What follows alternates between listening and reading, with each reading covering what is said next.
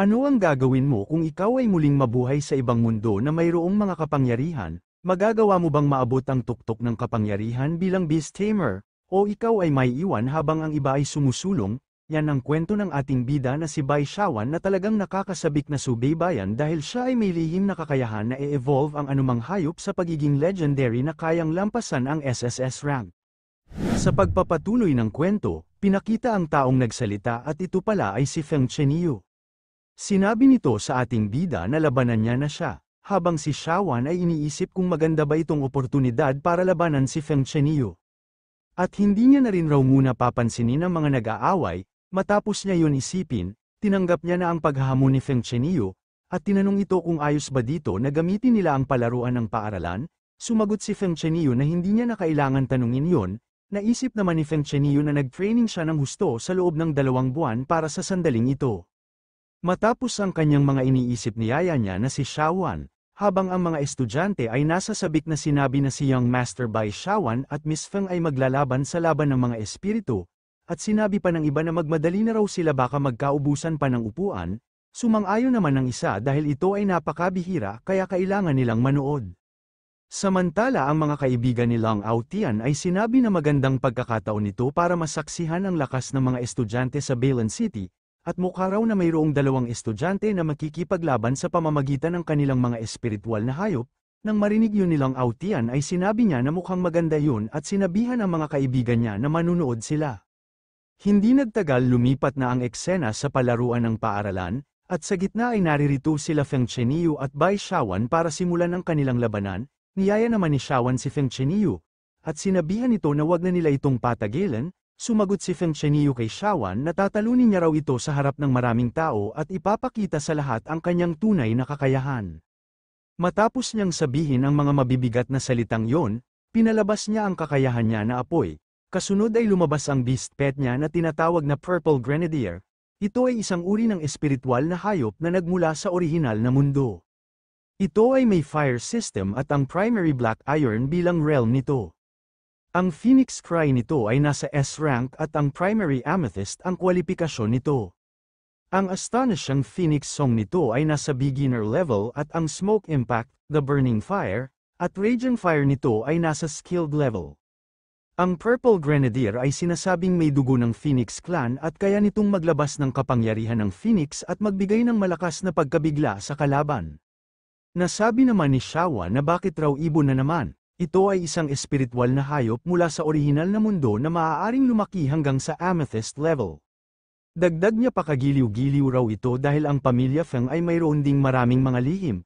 Habang nangyayari ang mga yon, tinanong siya ni Feng Chenyu kung ano raw ba ang masasabi niya sa kanyang alagang hayop, at kung ito raw ba ay kakaiba sa ating bida, dahil hindi pa nakikita ni Shawan ang kanyang alagang hayop dati, at kung dapat pa ba raw niyang sabihin ang pangalan nito sa kanya. Sumagot naman si Shawan nang nakangiti na ang mga kakayahan ng pamilya Feng ay magaganda, lalo na ang kakayahang magkaroon ng kontrata sa isang Purple Grenadier, na hindi matatagpuan sa mundo ng Zhu Chao. Gayunpaman, ang resulta raw ng laban na ito ay hindi pa din magbabago. Tak-ang-taka naman si Feng Chenyu at napapatanong sa kanyang isipan kung paano raw ba nalaman ni Shawan ang tunay na pagkakakilanlan ng Purple Grenadier. Habang abala sa kanyang iniisip, sinabihan siya ni Shawan na magmadali na ito, dahil natatakot siya na mawawalan si Feng Chenyu ng pagkakataon kung tatawagin niya ang kanyang espiritual na hayop. Nang marinig ni Feng Chenyu ang kayabangan ng ating bida, ay nagalit siya dito. Sinabihan na napakayabang nito, kasabay noon ay naghanda ang Purple Grenadier para atakihin si Shawan, na nagawa naman itong maiwasan dahil sa alam niya na ang trick na ito. Ngunit ang Purple Grenadier ay hindi pa tapos at muli na naghanda ng apoy na pag-atake, na agad naman itong pinakawalan ng mabilis, habang nasabi ni Shawan na sigurado raw na ang galaw na ito ay mula na naman sa likuran. At hindi nga siya nagkamali dahil nagmula na naman sa likuran ang galaw na isinagawa ng Purple Grenadier na tumama sa kanya. Dahil sa nangyaring yun ay napatanong silang Aotian kung napagdesisyonan na ba ang panalo ng ganito kabilis. Matapos yun, bigla na lamang lumabas si Shawan sa apoy na tumama sa kanya. Habang itinatanong kung yun lang ba yun, dagdag pabilis na raw gamitin ni Feng Chenyu ang pinakamalakas nitong atake. Nang makita ni Feng Chenyu na wala man lang naging pinsala ang ating bida sa ginawang pag-atake ng kanyang alagang hayop ay nabigla siya. Habang ang ibang mga estudyante manunood ay napakomento na hindi raw babagong estudyante lang ang ating bida, pero ang babaeng yan ay bihasa na sa pagkontrol ng mga hayop. Sumagot naman ng isang manunood, kung hindi niya raw ba yun nakita, na naiblock ng ating bida ang kakayahan ng espiritual na hayop gamit ang isang kamay, gamit ang sarili nitong kakayahan. Dahil sa nangyaring yun naisip ni Qiaogu sa kanyang isipan na ang gwapo raw ng kanyang master. Matapos iyon, nainis si Feng Chenio at inutusan ang Purple Grenadier na gamitin na niya ang galaw na iyon, na agad naman itong ginawa, kasabay nun ay nagpalabas ng isang ingay ang Purple Grenadier, na nagdulot ng isang napakalakas na ingay sa buong palaruan ng paaralan, maski sila Qiaogu at Long Aotian ay naapektuhan at napatakip ng tainga, habang si Shawan ay pilit na hinaharang ang malakas na ingay gamit ang kanyang proteksyon. Dahil sa ginagawa ni Shawan ay nagugulat na lang ang tatlo na sila Long Aotian, Qiaogu, at si Fatty Yuan. Ngunit si Feng Chenio na hindi pa tapos ay inutusan ang Purple Grenadier na patumbahin na nito si Shawan at turuan yun ng leksyon. Nanginginig namang sinabi ng ating bida dahil sa ingay na ginawa ng Purple Grenadier ay napamangha siya dito, dahil ang kakayahan na yun ay tumagos sa kanyang protection. Matapos yun inutusan niya na ang giant scaled fish na lumabas na, bago pa man siya malapitan ng Purple Grenadier. Dahil doon ay agad-agad na lumabas ang giant scaled fish sa napakalaki nitong anyo, na ikinatakot ng Purple Grenadier, ngunit ang kanyang takot ay natigil nang mabilis na siyang tinamaan ng buntot ng giant scaled fish, at ito ay agad na bumagsak sa direksyon ni Feng Chenio, at ito ay tila nawala na ng malay dahil lamang sa isang pag-ataking ginawa ng giant scaled fish. Matapos malaman na hindi na kaya pang lumaban ng kanyang alagang hayop ay naluluha na sinabi ni Feng Chenio na sumusuko na siya. Nang marinig yun ni Shawan, sinabi niya na mukhang may nakakalimutan raw ata si Feng Chenio, nainis naman si Feng Chenio nang marinig yun mula kay Shawan. At tinanong na ito kung ano ang gusto nito at sabihin niya lang raw, sinabi naman ng ating bida ang gusto niya na ipagawa kay Feng Chenio sa pamamagitan ng pagbulong dito. Nang marinig ni Feng Chenio ang gustong ipagawa ni Shawan ay namula ito at sinabing sandali lang raw muna. Sinabihan naman siya ni Shawan na itigil na nila ang kadramahan. Matapos iyon sabihin ng ating bida, bigla na may kakaibang nangyayari sa palaruan ng paaralan at ito ay yumayanig, kaya napatanong ang mga estudyante kung anong nangyayari, at kung ano ba ang problema. Napagtanto naman ng isang estudyante na ito ay isang lindol kaya sinigaw niya ito para marinig ng lahat. Matapos iyon bigla na may isang bakal ang pabagsak mula sa direksyon ng ating bida, ngunit agad siyang iniligtas nila Peony at Angelica sa pamamagitan ng paggamit ng proteksyon, na matagumpay naman nilang nagawa. Kaya sinabihan siya ni Peony na mapanganib sa lugar na ito, kaya bumalik na ito sa manor ng Panginoon sa lalong madaling panahon. Naitanong naman ni Shawan kung ano ba ang nangyayari, sumagot si Angelica na hindi rin siya sigurado. Nang marinig yun ni Shawan, naging hindi maganda ang kutob niya tungkol sa mga nangyayari ngayon. Samantala, sa kalangitan sa itaas ng Balan City, pinakita naman ng Spider Cult na nasa itaas na may gawa ng kaguluhan at ang grupo ng mga ito ay pinagmamasdan ang mga nangyayari sa Balan City. Nagtanong naman ang isang lalaki na tila pinuno ng Spider Cult na bakit raw hindi pa naayos ng mga tao ang kalasag. Ipinaliwanag ng isang babae na nakatanggap siya ng mensahe mula sa ahente BLG-2, na nagsasabing nagkaroon ng lindol na nagpaliban sa pag-aayos nila ng kalasag. Nang marinig yun ng pinuno ay natuwa siya sa lindol na nangyari dahil sa iniisip niya na ito ang dahilan, kaya sinabihan niya ang babae na ihanda ang mga paputok na gagamba. Matapos ang mga yun, bumalik ang eksena sa ating bida na tinatanong ang Eye of Apocalypse kung ano ba ang nangyari. Matapos iyon naghanap ng impormasyon ang Eye of Apocalypse sa naging sanhi ng lindol sa Balan City, dagdag pa natanggap ni Shawan ang Enlightenment of Heaven. Ipinaliwanag naman ng Eye of Apocalypse ang naging sanhi ng lindol sa Balan City na ang paglapit ng dalawang mundo sa isa't isa ay lumilikha ng isang tunggalian ng mga hadlang sa espasyo, na nagiging sanhi ng isang kadena ng reaksyon, na nagdudulot ng mga pagyanig at malalakas na ingay. Nang malaman yun ni Shawan ay nabigla siya tungkol sa paglapit ng dalawang mundo, kaya tinanong niya ang Eye of Apocalypse kung anong nangyayari kapag nagsama ang dalawang lihim na mundo. Pinag-aralan ng Eye of Apocalypse ang resulta ng banggaan ng mundo ng Zuchao at ang hindi kilalang mundo. Sa unang 3 buwan ng pagsasama ng dalawang mundo, magkakaroon ng iba't ibang antas ng pagyanig at lindol sa lahat ng lugar ng lihim na mundo ng Zuchao. Sa loob ng 3 buwan, mapapagan ang tunggalian, mabubuo ang isang puwang na bitak, at magsasama ang dalawang mundo. 1 taon mula ngayon, ang lihim na mundo ng Zuchao at ang hindi kilalang mundo ay ganap na magkakasama, na bumubuo ng isang mataas na antas ng lihim na mundo. Nang malaman pa yon, nasabi niya na hindi ito masama, kundi isang magandang bagay. Habang patuloy sa kanilang biyahe, may isang bagay ang napansin si Shawan, dahil nawala na ang kalasag ng Balan City, at napatanong siya kung may nagsira ba sa generator ng kalasag. Hindi nagtagal ay nakapasok na ang grupo ng Spider Cult matapos mawala ang kalasag ng Balan City, kaya dahil doon ay natuwa ang pinuno at niyaya ang mga kasamahan niya, at agad na inilaglag ang mga paputok na gagamba sa lungsod.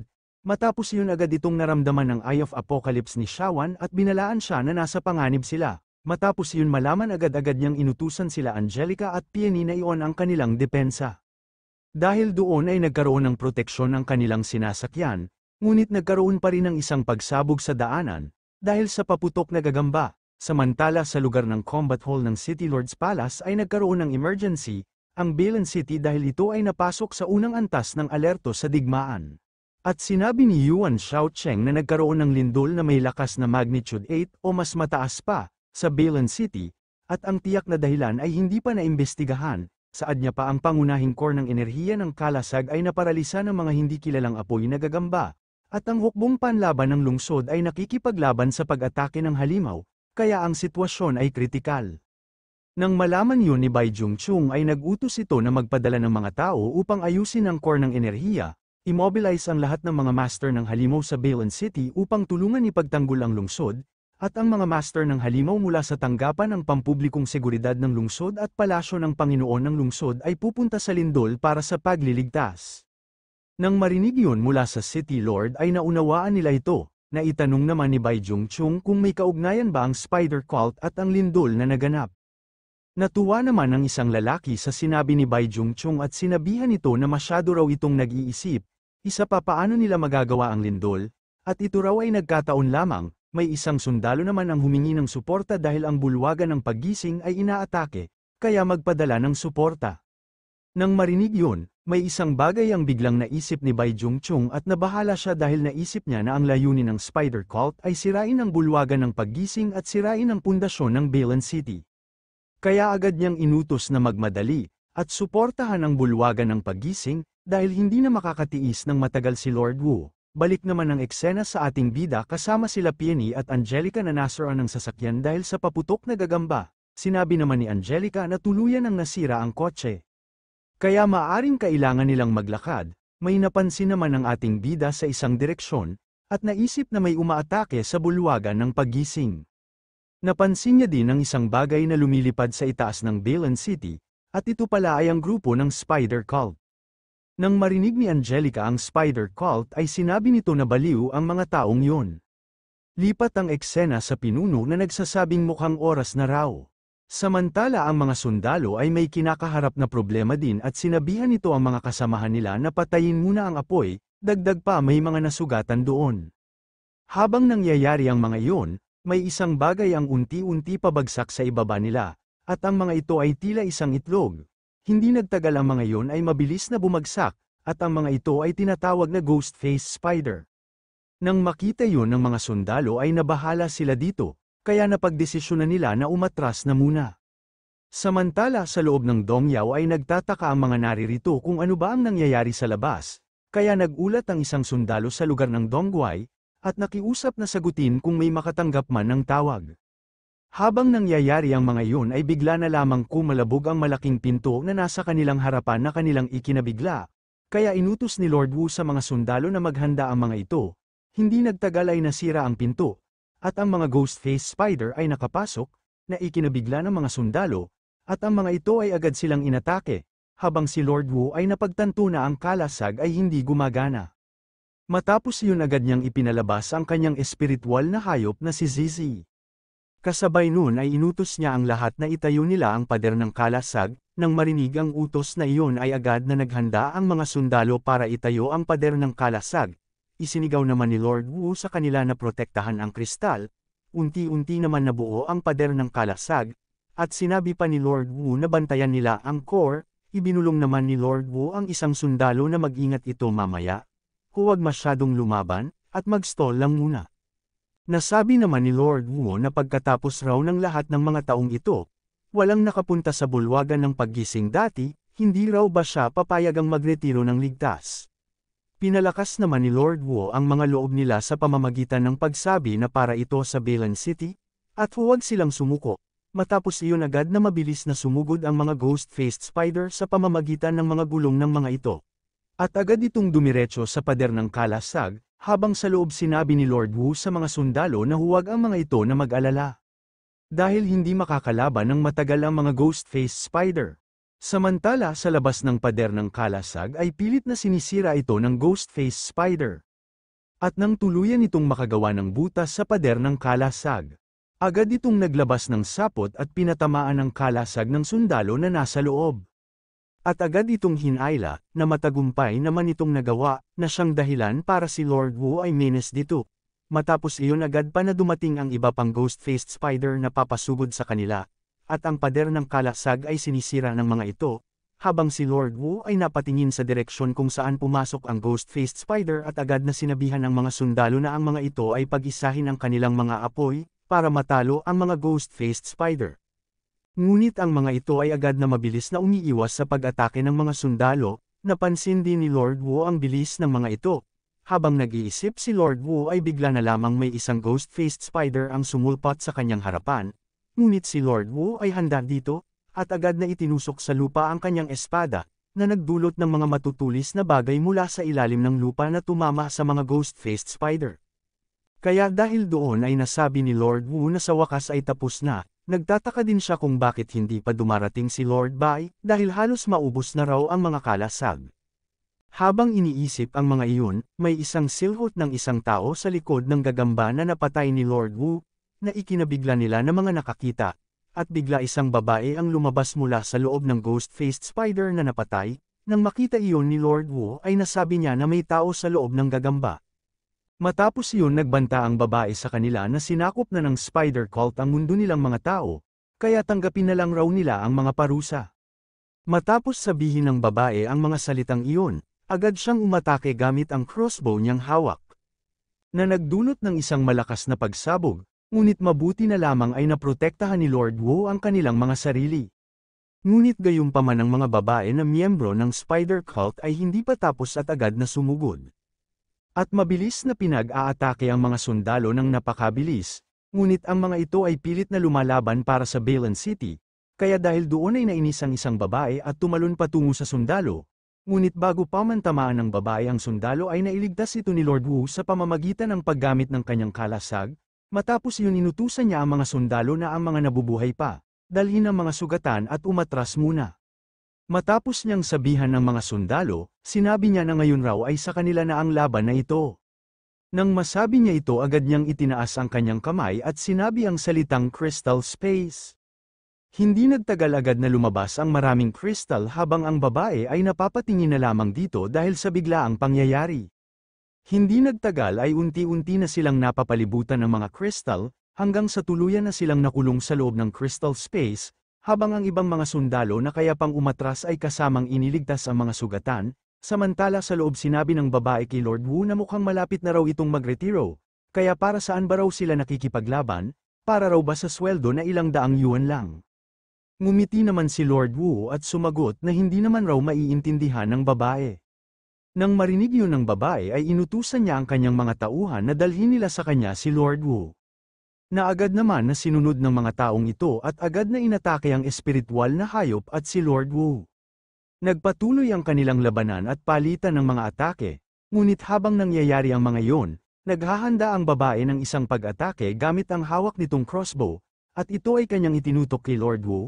Hindi nagtagal ay agad niyang kinalabit ang gatilyo ng crossbow, na naging dahilan para ang palaso ay mabilis na magtungo kay Lord Wu, dahil doon ay nabahala si Lord Wu sa paparating na lihim na pag-atake. Ngunit bago pa man matamaan si Lord Wu ay iniligtas siya ng kanyang espiritual na hayop na si Zizi sa pamamagitan ng paggawa nito ng harang sa likuran ni Lord Wu. Matapos iyon ay nakabawi na ng atake ito sa babae, na sinundan pa ni Zizi sa likuran ng babae, at ikinabigla nito. Ngunit huli na ang lahat para umiwas pa at siya ay buong-buo na tinamaan ng sungay nito, na nagresulta ng pagtalsik nito sa malayo, habang si Lord Wu ay hindi pa rin tapos at agad na mabilis na inatake ang isa pang babae ng napakabilis at ito ay hindi nagawang makapag-react. Ngunit sa likuran ni Lord Wu ay plano siyang atakihin ng isa pang babae gamit ang dalawa nitong espada.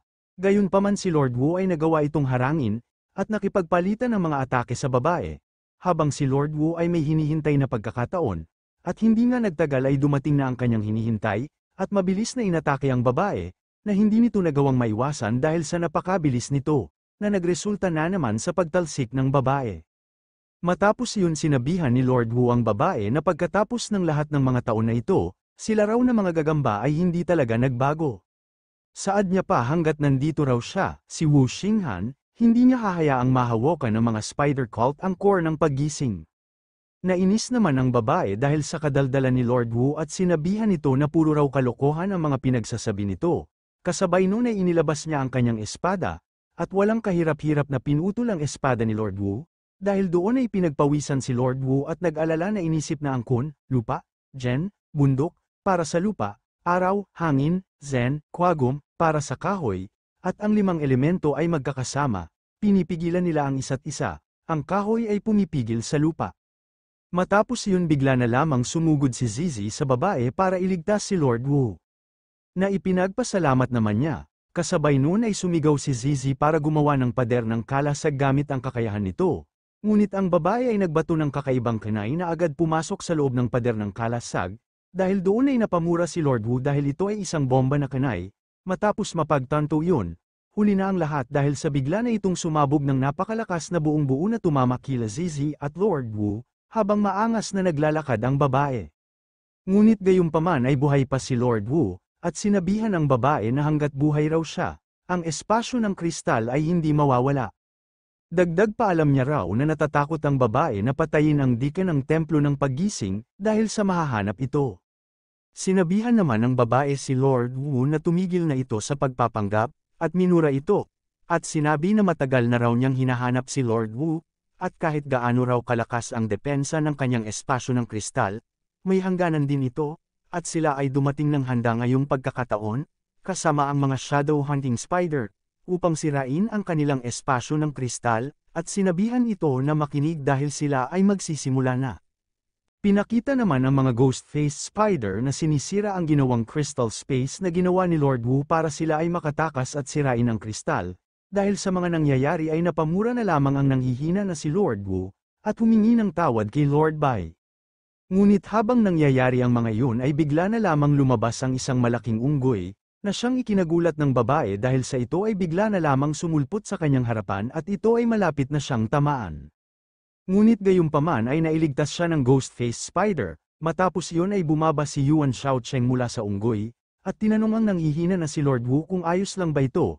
Sumagot si Lord Wu kung mukha raw ba siya maayos, sumagot si Yuan Shaocheng na kahit raw sa mga panahong tulad nito, madaldal pa rin ito. Sinabi naman ni Yuan Shaocheng ang tungkol kila Lord Bai at ang iba pa. Ngunit si Lord Wu ay sumagot at tila alam na malapit nang dumating ang mga ito. Dahil palaging huli naman ang mga ito, hindi nagtagal ay dumating na si Lord Bai kasama ang White Crane at napansin ito ni Yuan Shaocheng, habang si Lord Wu ay sinabi na gusto pa rin raw talaga ni Lord Bai ang Grand Entrance. Hello mga idol, kamusta kayo? Nagbabalik na po ako para gawin ang part ng kwento ni Bai Shawan, na kahit sa totoo lang hindi pa masyadong maganda ang pakiramdam ko. Ngunit dahil sa ilang araw na rin akong di nakapag-upload pinilit ko na gumawa ng part 7 para sa inyo. Kung nakita niyo po ang post ko sa community sinabi ko po doon na masama ang pakiramdam ko. Yun lang po, salamat.